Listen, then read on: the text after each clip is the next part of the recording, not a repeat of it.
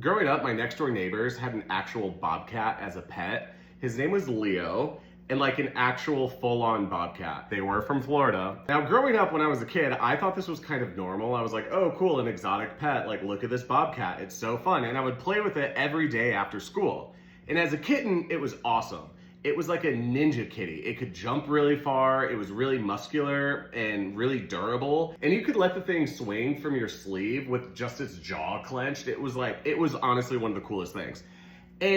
But looking back on this, I'm like, why did these people have a bobcat? And like, in what universe do you need a bobcat for a suburban household? Like, it just doesn't make sense to me. And yes, they did declaw the bobcat on all 4 of its legs, which is like super crazy to me. I know.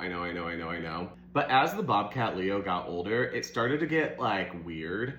It got very stalkerish. You would just look back at it and it would just be staring at you. And then sometimes it would hide in like really weird, strange places and it would just be staring at you. And it got less playful, less affectionate. And all around, the cat just wasn't as fun anymore because it's a literal wild animal. And then I stopped going over there when I got older, but they had to stop having any metallic surfaces in their house. They had to stop having any mirrors in their house.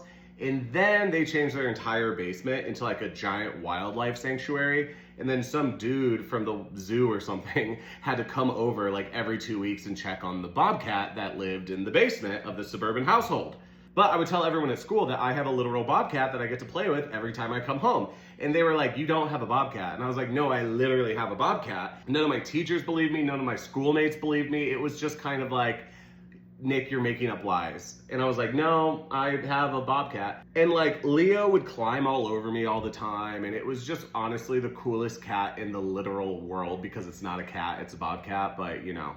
Yeah, I don't really know what happened to the bobcat after it was all said and done. I'm pretty sure he lives in a sanctuary in Florida, and I'm pretty sure he's still alive, but I really don't know what happened to the cat. As I've gotten older, I do think of it as kind of a sad story, honestly. Why are we raising bobcats and declawing them? I think that's just a little unethical, but I guess you can't really have the cat like hurt your kids, but also it's a literal bobcat, so